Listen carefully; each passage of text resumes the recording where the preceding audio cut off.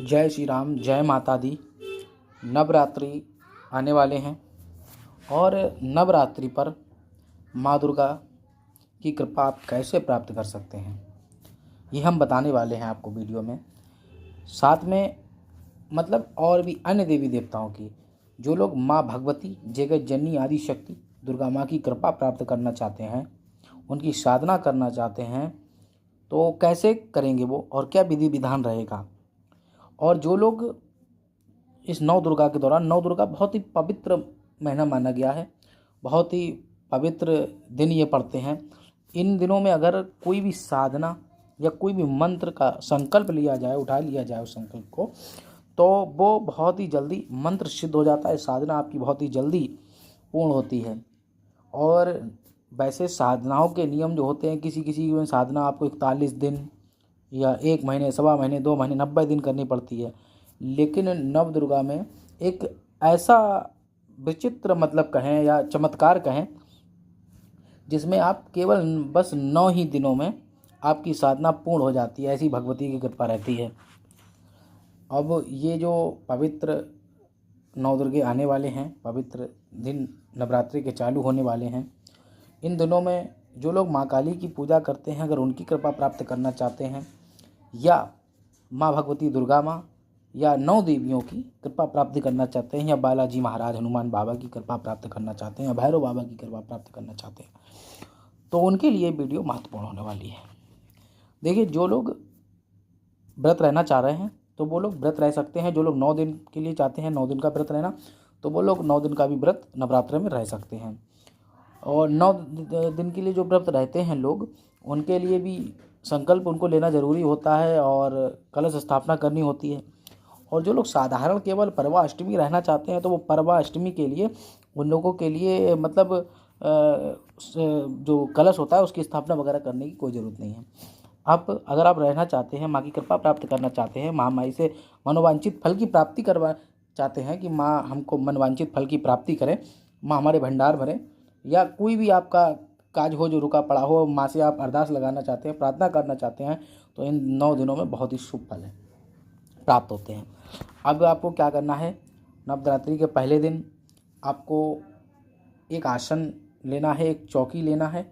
उस चौकी पर एक लाल रंग के वस्त्र का आसन बिछाएं, उसमें माँ भगवती की प्रतिमा को स्थान में बैठा लें, प्रतिमा विराजमान करें। उस प्रतिमा में दुर्गा माँ की केवल फ़ोटो हो तो भी ठीक है, और कोशिश करें कि उसमें नव दुर्गा भी बनी हो और माँ दुर्गा भी बनी हो। जैसे बहुत सी फ़ोटो आती हैं जिसमें 9 देवियाँ बनी होती हैं, बीच में दुर्गा माँ बनी होती हैं। तो इस तरीके से माता के जो 9 रूप हैं, इनकी विशेष कृपा इन दिनों प्राप्त होती है। इनकी साधना भी इन दिनों आप कर सकते हैं। अब आपने चौकी बिछा ली, उस पर लाल आसन रख लिया, माँ की प्रतिमा को विराजमान किया, उस प्रतिमा पर फूल अर्पित कीजिए, माँ का पूजन कीजिए।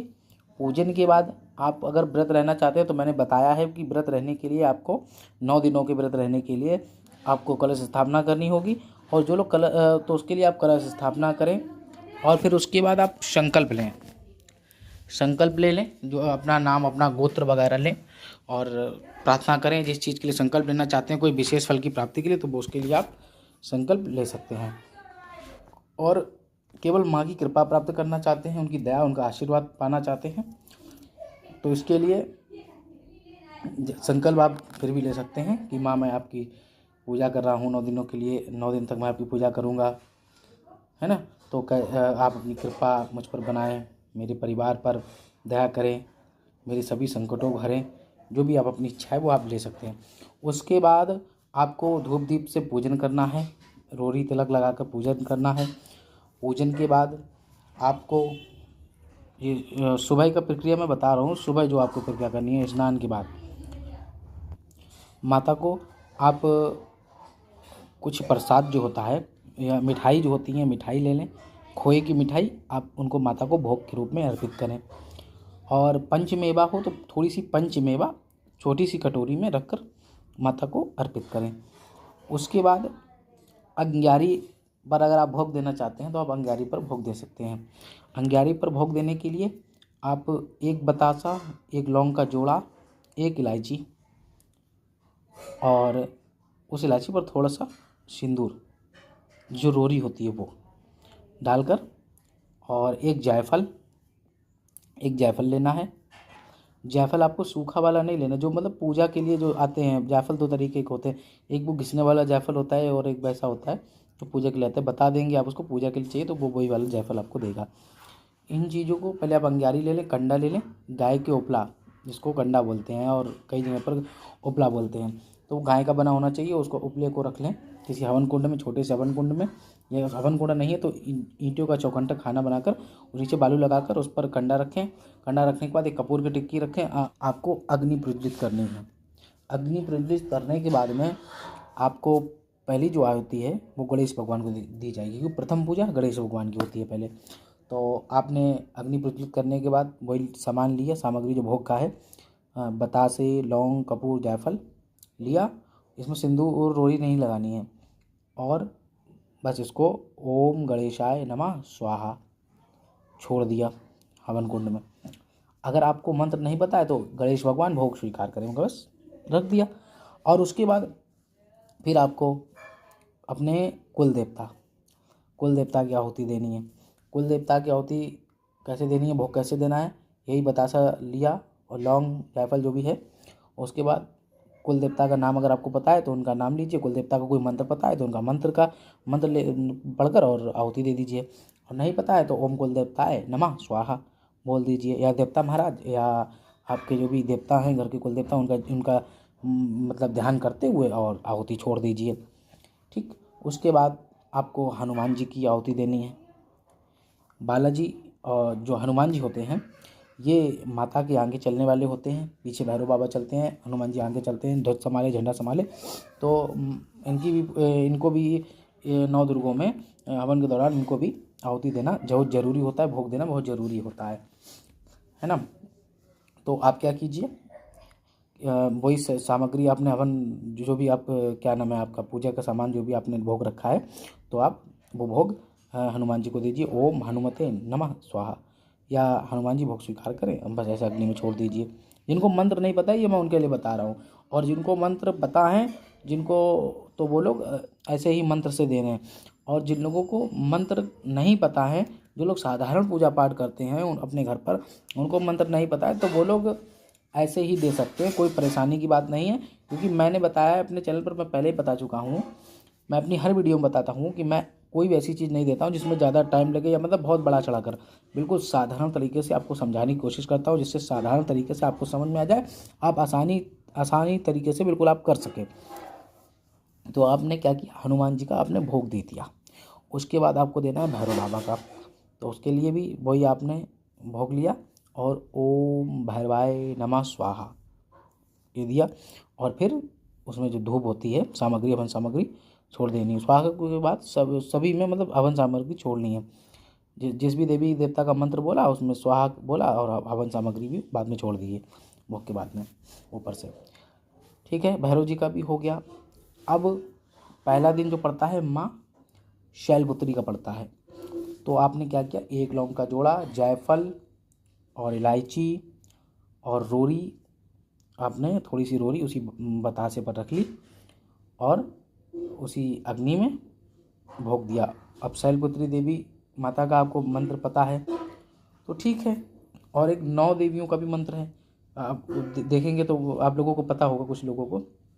तो 9 देवियों का भी मंत्र होता है, तो उस 9 देवियों के मंत्र को पढ़े, उसमें सभी देवियों का जिक्र आ जाता है। तो उस मंत्र को पढ़ के अगर आप आहुति दे देंगे तो सभी देवी देवताओं को, सभी मतलब देवियों को वो आहुति पहुँच जाएगी, भोग पहुँच जाएगा।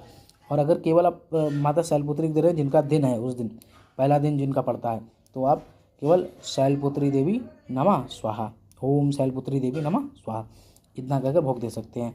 नहीं जानते हैं मंत्र, नहीं बोल पाएंगे तो वो शैलपुत्री देवी माता भोग स्वीकार करें, बस अग्नि में छोड़ दें और सामग्री छोड़ दीजिए, हो गया इस तरीके से। फिर उसके बाद आपको क्या करना है, अगर आप किसी मंत्र की साधना उठाएं, कोई मंत्र का जाप अगर आप इस दिन कर रहे हैं, माँ दुर्गा की कृपा प्राप्त करना चाहते हैं, तो आप जाहिर सी बात है कि उनके मंत्र का आप जाप करेंगे। अगर आप माँ दुर्गा के मंत्र का जाप कर रहे हैं या माँ काली के मंत्र का जाप करना चाह रहे हैं 9 दुर्गा में, तो आप उसके बाद आप 1 माला करना चाहते हैं 1 माला कीजिए, 11 माला करना चाहते हैं 11 माला, 5 माला, जैसा आपका समर्थ हो, जैसा टाइम हो उस हिसाब से आप करें। माला ले लीजिए और वहीं पर बैठ के भोग देने के बाद उस मंत्र का एक माला जाप कीजिए, जो भी मंत्र आप करना चाहते हैं। अगर आप दुर्गा जी की करें तो ओम दुम दुर्गाय नमः या ओम दुर्गाय नमः, इस मंत्र से आप एक माला कीजिए। ठीक, एक माला 2 माला जितनी करनी है। अगर आप माँ काली की कर रहे हैं तो ओम क्रीम कालिकाय नमः माला कीजिए। ठीक है, अगर आप हनुमान जी की कर रहे हैं तो उनके कोई मंत्र ले लीजिए उस मंत्र को, या कोई सावर मंत्र कर रहे हैं तो सावर मंत्र की एक माला कीजिए। ठीक है, मंत्र मतलब बहुत ही जल्दी जागृत होंगे इन 9 दिनों में। अगर आप रोज मंत्र का जाप कर रहे हैं 11 माला, 1 माला, 2 माला, 5 माला, तो बहुत ही जल्दी मंत्र जागृत होंगे। मतलब 9 दुर्गों में जाप किए हुए मंत्र का फल खाली नहीं जाता है। आप कितनी भी संख्या में जाप करें, एक माला से कम तो करेंगे नहीं। एक माला अगर आप जाप कर रहे हैं प्रतिदिन 9 दिनों तक, तो वो मंत्र जागृत हो जाएगा, काम करेगा, लेकिन अब वो मंत्र खाली नहीं जाएगा। और अगर आप ज़्यादा संख्या में जाप करेंगे तो उस मंत्र का प्रभाव और तेज होगा और तीव्र होगा। तो आपने माला का जाप करना है। और जो मंत्र है मैंने इसकी भी साधना दे रखी है, ओम दम दुर्गाय नमः मंत्र का मैंने साधना दे रखी है। आप वीडियो के डिस्क्रिप्शन में देख लेना, उसमें वीडियो दिख जाएगी। ओम क्रीम कालिकाय मंत्र की भी दे रखा हूँ साधना, तो उसमें भी आप देख लीजिए। अब आपने क्या करना है, जाप मंत्र करने के बाद में आपको फिर आरती करनी है। आरती अम्बे जी की आरती कर सकते हैं, दुर्गा मैया की आरती नेट पर सर्च मार लें, आरती आ जाएगी। पुस्तकें होंगी बाज़ार में मिलती हैं, वहाँ से पुस्तकें ले आएँ, तो उसमें से आरती जो भी आपको ठीक लगे वो आरती आप कर सकते हैं। देवियों को लेकर 9 दुर्गा मैया की आरती या माँ काली की आरती, है ना, ऐसे आप आरती कर सकते हैं। उसके बाद अगले दिन भी आपको यही प्रोसेस करना है। ये मतलब 9 दिनों तक ऐसे ही चलेगा। 9 दिनों तक सेम वैसे ही करना है। हवन कुंड रोज़ साफ करना है ना, तुरंत नहीं करना है, थोड़ी देर बाद करना है। हवन कुंड साफ करने के बाद अगले दिन आपको फिर ऐसे ही भोग देना है अग्नि में, और ऐसे ही मंत्रों का जाप फिर करना है। और फिर दूसरा दिन जो होता है महाब्रह्मचारिणी का होता है, जैसे मैंने बताया गणेश जी देवता, आपके देवता, और कुल देवता के बाद में भैरव जी, हनुमान जी, इनका भोग देने के बाद फिर फिर जो भोग जाएगा वो जाएगा ब्रह्मचारिणी देवी का, क्योंकि अगला दिन इनका होता है। ऐसे ही तीसरे दिन में चंद्रघंटा का, चौथे दिन में कुष्मांडा देवी का, 5वें दिन में स्कंद माता का, छठे दिन में कात्यायनी माता का, 7वें दिन में रात्रि माता, महागौरी माता, है ना। ऐसे करके आपको 9 देवियों का भोग देना है। 9 दिनों तक यही प्रक्रिया चलेगी। और अब 9वें दिन आपको क्या करना है, 9वें दिन जब पूरे हो जाए तो फिर उसके बाद कन्याएं होती हैं। कन्याओं को भोजन कीजिए, दान पुण्य कीजिए, बस हो गए आपके व्रत पूरे। और जैसे कि जो लोग मैंने बताया था कलश स्थापना रख के कर रहे हैं, तो उन लोगों को 9 दिन तक करना है। फिर उसके बाद 9 दिन व्रत करने के बाद उनको उद्यापन वगैरह भी करना होता है ना। तो इस तरीके से आप माँ भगवती की कृपा प्राप्त कर सकते हैं। जो भी आपके इष्ट देव हैं उनके मंत्रों का भी जाप आप कर सकते हैं। इसी तरीके से आज आप उनके मंत्रों का जाप करेंगे, उनकी कृपा प्राप्त होगी। अगर आपके इष्ट देव कोई और हैं तो प्रतिदिन उनकी भी आहुति आपको इन्हीं के साथ में देनी है ना, जिनकी आप कृपा प्राप्त करना चाहते हैं। और माँ की कृपा प्राप्त करना चाहते हैं तो वैसे ही बिल्कुल सेम आपको करना है। इसी के साथ ही नेक्स्ट वीडियो के साथ मिलेंगे। जिन लोगों ने अभी तक चैनल को सब्सक्राइब नहीं किया वो लोग चैनल को सब्सक्राइब करें, वीडियो को लाइक करें, शेयर करें। जय माता दी, जय श्री राम।